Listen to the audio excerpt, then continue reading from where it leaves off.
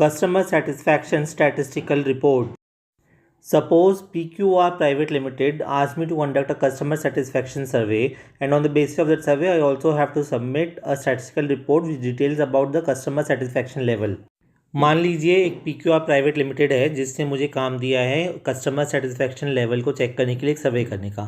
सर्वे करने के बाद मुझे उनको एक स्टैटिस्टिकल रिपोर्ट सबमिट करनी है जिसमें उनके कस्टमर्स के सेटिस्फैक्शन के बारे में जानकारी होगी। To collect data I opt for questionnaire method, यानी कि आंकड़े इकट्ठे करने के लिए मैं क्वेश्चनर मेथड का यूज़ करूँगा। जो भी मेरा क्वेश्चन है उसमें जो भी सारे क्वेश्चन है वो सब मैं उस कंपनी के ग्राहकों से पूछूंगा और उसके हिसाब से मैं अपना आंकड़ा इकट्ठा करूँगा। If the response to the question of a questionnaire of a customer of the company is very dissatisfied, then the scale given is 1. If it is dissatisfied, the scale given is 2. If it is neither satisfied nor dissatisfied, the scale given is 3. If it is satisfied, scale given is 4. And if it is very satisfied, the scale given is 5. अगर questionnaire के प्रश्नों का जो उत्तर देते हैं ग्राहक, वो जो है कोई बोलता है कि वो बहुत डिससेटिस्फाइड है तो उसको हम 1 पॉइंट लेते हैं, और अगर वो बोलता है डिससेटिस्फाइड है तो उसको 2 पॉइंट लेते हैं हम, और अगर वो कहता है कि ना तो मैं सेटिस्फाइड हूँ ना डिससेटिस्फाइड हूँ, मैं न्यूट्रल हूँ, तो उसको हम 3 पॉइंट लेते हैं, और अगर वो कहता है कि वो संतुष्ट है तो 4 पॉइंट, अगर वो बहुत ज़्यादा संतुष्ट है वेरी सेटिस्फाइड है तो वो 5 पॉइंट लेते हैं उसके।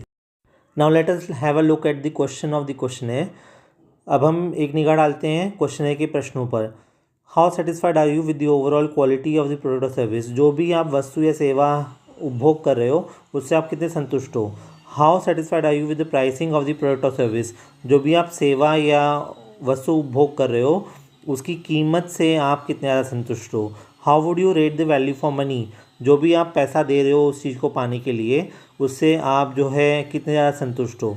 How satisfied are you with the customer service, जो भी कस्टमर्स को सर्विस मिल रही है कंपनी की तरफ से उससे आप कितने ज़्यादा संतुष्ट हो। How responsive is the company to your queries, जो भी अगर आप कुछ क्वेश्चन पूछते हो, प्रश्न करते हो, आप अपनी कंप्लेंट्स के बारे में कुछ बात करते हो कंपनी से, उनके अथॉरिटीज़ से, तो जो है उनका रिस्पॉन्स कैसा रहता है, उससे आप संतुष्ट हो कि नहीं हो। Now let us see the remaining questions. अब बाकी प्रश्नों पर निगाह डालते हैं। How satisfied are you with the delivery time, जो आपको सामान जितने समय में मिलता है तो उससे आप कितने संतुष्ट हो। How satisfied are you with the product availability, आपको जो वस्तु है वो मार्केट में हर जगह अवेलेबल है या नहीं अवेलेबल है, या जैसे भी अवेलेबल है उससे आप संतुष्ट हो या नहीं हो। How user friendly is a companies website और ऐप, कंपनी की जो वेबसाइट है या जो ऐप बना हुआ है अगर आप उसे यूज़ करते हो तो वो कितना यूज़र फ्रेंडली, कितने ईजिली आप उस पर काम कर सकते हो। How satisfied are you with the after sale support, जो आफ्टर सेल सपोर्ट होती है, आपको सामान भेज दिया उसके बाद आपको जो सर्विसेज मिलती हैं उनसे आप संतुष्ट हो कि नहीं हो। How likely are you to recommend the company to others, आप कितनी अक्सर कितना ज़्यादा से ज़्यादा उस कंपनी को दूसरों को रेफ़र कर सकते हो कि भैया आप जो है उस कंपनी का माल खरीदो। Now let us look at the remaining questions. अब बाकी प्रश्नों पर निगाह डालते हैं। How satisfied are you with the product variety, जो भी वस्तुओं की प्रकार हैं मार्केट में अवेलेबल हैं, जो अलग अलग प्रकार की वस्तुएं उस कंपनी की, उनसे आप कितने संतुष्ट हो। How satisfied are you with the company's communication, जो कंपनी जिस तरह से संवाद करती है आपके साथ तो वो आपको कितना पसंद आता है, उससे आप कितने संतुष्ट हो। How well does a product और सर्विस मीट योर एक्सपेक्टेशन, जो भी कंपनी का वस्तु है या कोई भी सेवा वो प्रदान करती है तो वो आपकी एक्सपेक्टेशंस पे कितना खरी उतरती है। ठीक है। How satisfied are you with the complaint resolution, जो भी झगड़ों का निपटारा कंपनी करती है या जो भी शिकायतें आप कंपनी के सामने रखते हो तो उसका निपटारा कैसे करती है, उससे आप कितने हद तक संतुष्ट हो। Overall how satisfied are you with the company, कुल मिला के आप कंपनी से कितने ज़्यादा संतुष्ट हो। Suppose we have collected responses for all the question in the question है। मान लीजिए कि हमने क्वेश्चन के सारे प्रश्नों का उत्तर हमने ग्राहकों से ले लिया है, तो अब हम एनालिसिस की ओर जाते हैं। हमारा सैम्पल साइज 100 लोगों का है। हम जो है एवरेज निकालेंगे सारे 15 क्वेश्चन के रिस्पॉन्सेज के, और सारे रेस्पोंडेंट्स के भी रिस्पॉन्सेज के हमें एवरेज निकालने हैं। डिस्क्रिप्टिव स्टैटिस्टिक्स एनालिसिस में हम क्या करेंगे, जैसे सेटल टेंडेंसी के तहत हमने देखा मीन हमारा 3.8 है। इसका मतलब है कि कस्टमर्स जनरली सेटिस्फाइड हैं।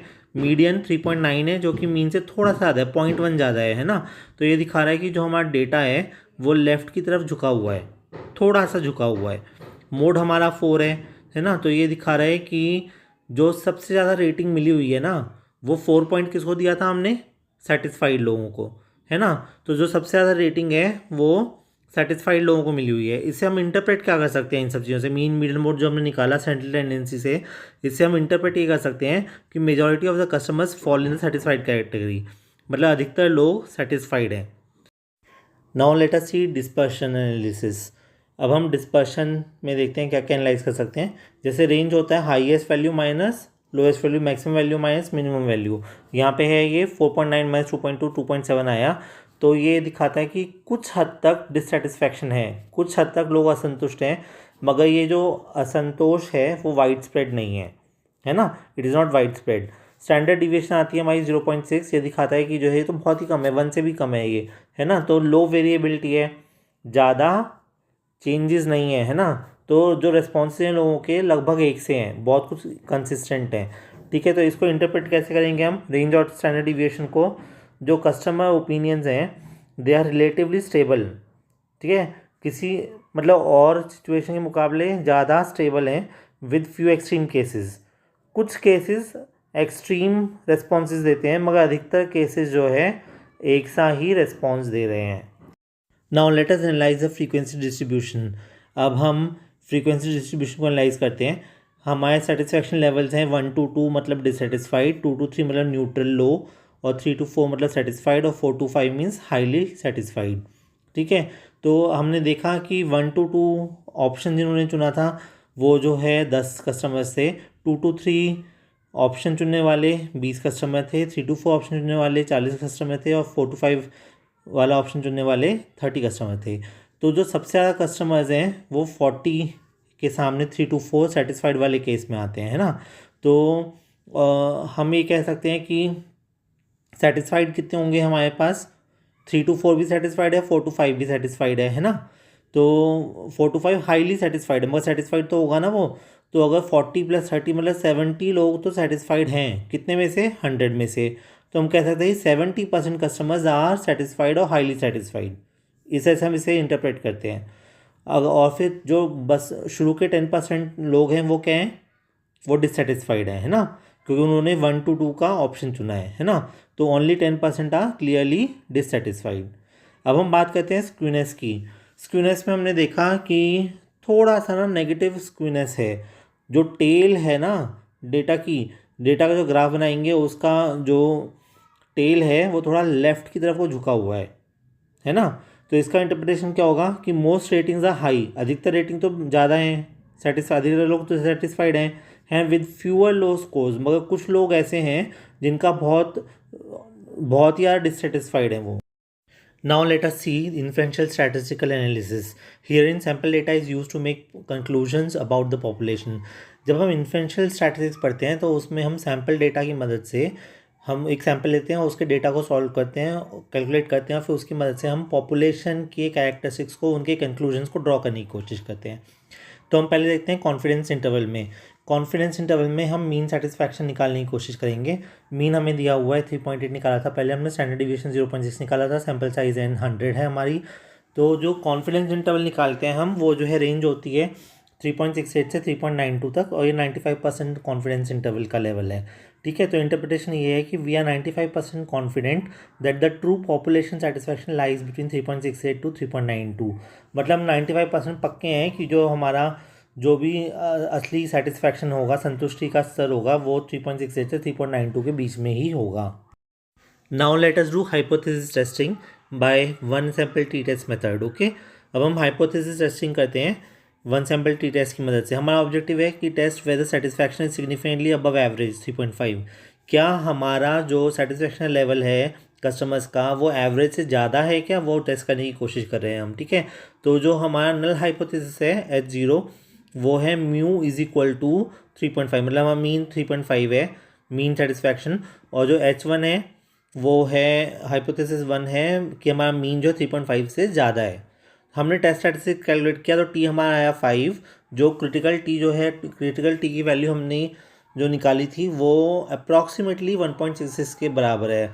तो उससे हमें पता चला कि जो हमारा डेटा है उसका जो फैलाव है वो वन टेल्ड डिस्ट्रीब्यूशन की तरह से है 95% कॉन्फिडेंस के साथ। यहाँ पे 5 जो है हमारा जो टेस्ट स्टैटिस्टिक आया है वो उसकी वैल्यू 1.66 से ज़्यादा है ना। तो क्योंकि 1.66 से ज़्यादा है 5 की जो टेस्ट स्टैटिस्टिक है उसकी वैल्यू, इसलिए हम जो हमारा सेटिस्फेक्शन का लेवल का जो मीन होगा वो मीन से ज़्यादा होगा। तो हम जो है हाइपोथेसिस 1 को सेलेक्ट करेंगे और हाइपोथेसिस जो नल हाइपोथेसिस है H0 उसको हम रिजेक्ट करेंगे कि वो यहाँ पे फिट नहीं बैठती है। तो कंक्लूजन हम ये ड्रॉ करते हैं कि जो कस्टमर सेटिस्फेक्शन है is significantly higher than average. ठीक है, तो हमने ये पाया कि जो हमारे कस्टमर्स का सेटिस्फेक्शन है वो एवरेज लेवल से ज़्यादा ही है। Now we will take the case of correlation analysis and see some examples of some relationships in which some variables are related to each other. Okay, अब हम correlation analysis देखते हैं, सहसंबंध देखते हैं, कुछ वेरिएबल्स के बीच में कुछ रिश्ता एस्टैब्लिश करते हैं। जैसे कस्टमर सर्विस और ओवरऑल सेटिस्फैक्शन के बीच में संबंध है ना, तो वो यहाँ पे कोरिलेट किया हमने, वैल्यू आई 0.75, प्राइस और सेटिस्फैक्शन के बीच में जो कोरिलेशन किया तो वैल्यू आई 0.55, डिलीवरी टाइम और सेटिस्फैक्शन में मान लो हमें वैल्यू आई कोरिलेशन की 0.60। तो हम इंटरप्रेट क्या करेंगे, सबसे ज़्यादा कोरिलेशन किसके बीच में है, कस्टमर सर्विस की वजह से है ना, सबसे ज़्यादा कोरिलेशन, स्ट्रॉन्गेस्ट ड्राइवर है वो, है ना। ठीक है, और जो मॉडरेट इन्फ्लुएंस इसका है वो ना सबसे ज़्यादा है ना सबसे कम है, बीच का होगा, है ना, तो वो है प्राइस एंड सेटिस्फैक्शन का जो है 0.55। Now let us see regression analysis through a regression equation। अब हम रिग्रेशन एनालिसिस देखते हैं। रिग्रेशन इक्वेशन की मदद से हम सेटिस्फैक्शन को इक्वेट करते हैं। तो सेटिस्फैक्शन किसके बराबर होगा हमारा, 1.5 प्लस 0.4 जो कस्टमर सर्विस है, प्लस 0.3 जो डिलीवरी है, और प्लस 0.2 जो प्राइस है ना। तो अब इंटरप्रेट इससे कैसे करेंगे, जब भी हम कस्टमर सर्विस को 1 यूनिट से बढ़ाते हैं तो हमारा सेटिस्फैक्शन 0.4 यूनिट बढ़ता है ना। कस्टमर सर्विस यहाँ पे सबसे ज़्यादा इम्पैक्टफुल वेरिएबल हुआ। Now let us look at some of the key findings. Overall satisfaction is high because mean is 3.8। हमारा जो औसत आया है वो 3.8 है, तो उसको देखते हुए हम कह सकते हैं कि जो संतुष्टि का स्तर है ग्राहकों के बीच में वो अच्छा खासा है। मेजॉरिटी ऑफ कस्टमर्स है सेटिस्फाइड, 70% जो ग्राहक हैं हमारे वो हमसे संतुष्ट हैं। Customer service has the strongest impact on satisfaction. संतुष्टि पे, ग्राहकों के संतुष्टि पे सबसे ज़्यादा असर कौन डाल रहा है, कस्टमर सर्विस। तो अगर कस्टमर सर्विस हमारी कंपनी की बढ़िया रहती रहेगी तो सेटिस्फैक्शन का स्तर बढ़िया मेंटेन रहेगा। Satisfaction level is statistically significant above average. जो आम संतुष्टि का स्तर ग्राहकों का है, हमारे अधिकतर ग्राहकों का जो संतुष्टि का स्तर है वो एवरेज से ज़्यादा है, औसत से ज़्यादा संतुष्ट हैं लोग। Now let us see what recommendations we can make. अब हम देखते हैं कि हम क्या रिकमेंडेशंस दे सकते हैं। ठीक है, focus on improving customer service because it is the biggest driver. जो सबसे बड़ा असर पड़ता है सेटिस्फैक्शन पे वो अभी हमारे इस केस में पड़ रहा है कस्टमर सर्विस के द्वारा। तो हमें कस्टमर सर्विस को बढ़िया बनाए रखना है ना, उस पर हमें फोकस करना है। रिड्यूस डिससेटिस्फैक्शन इन दी बॉटम 10%। जो जिन लोगों ने 1 to 2 का जो है स्केल चुना था उनका जो है सेटिस्फैक्शन लेवल हमें इम्प्रूव करने की कोशिश करनी है, उनका जो डिससेटिस्फैक्शन है वो दूर करने की कोशिश करनी है। ठीक है, improve delivery speed and pricing perception. जो ग्राहक तुम्हारे प्रोडक्ट के सर्विसेज के प्राइसिंग के बारे में सोचते हैं उसको उनकी थॉट को इम्प्रूव करने की कोशिश करनी है। और जो हम हमारी डिलीवरी की स्पीड है, हम जितने समय में प्रोडक्ट या सर्विस डिलीवर कर पाते हैं वो हमें उसकी स्पीड बढ़ाने की कोशिश करनी है, हमें कम टाइम में चीज़ें डिलीवर करनी है ना। Strengthen complaint resolution mechanism. जो हमारा जो तरीका है कि हम कोई शिकायत करता है तो उसका निपटारा कैसे करते हैं, वो उस मैकेनिज़्म को, उस सिस्टम को हमें जो है मजबूत करने की और इम्प्रूव करने की कोशिश करनी है।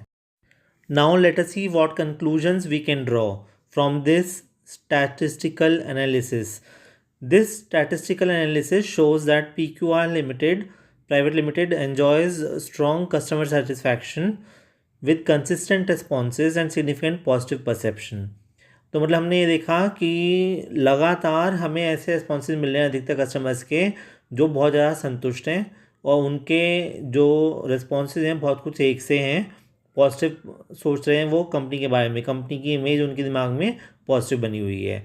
ठीक है, both descriptive and influential statistics confirm that the company is performing well. दोनों डिस्क्रिप्टिव स्टैटिस्टिक्स और इन्फ्लुएंशियल स्टैटिस्टिक्स से हमने बहुत सारी चीज़ों से हमने एनालिसिस की, तो हमने ये पाया कि कंपनी अच्छा परफॉर्म कर रही है। दो targeted improvements can further enhance customer experience. मगर फिर भी अगर आप टारगेट करके चलते हो और इम्प्रूव करने की कोशिश करते हो तो आप और सिचुएशन को और बेहतर बना सकते हो। If you want me to conduct a customer satisfaction related survey and come up with a statistical report on customer satisfaction of your customers, you can contact me on the WhatsApp number given, drop in a message there, and we'll look forward to you. यदि आप अपने ग्राहकों के संतुष्टि स्तर को समझने के लिए मेरे द्वारा कोई सांख्यिकीय विश्लेषण करवाना चाहते हैं, कोई स्टडी करवाना चाहते हैं, तो आप मुझे दिए हुए नंबर पे व्हाट्सएप पे मैसेज भेज सकते हैं, मैं आपको उत्तर दूंगा. Kindly like, share and subscribe this channel and click the bell icon so that you can get the notification of the next videos. कृपया करके इस चैनल को लाइक शेयर सब्सक्राइब करें और बेल आइकन को क्लिक करें ताकि अगले वीडियो का नोटिफिकेशन आपके पास आता रहे. धन्यवाद.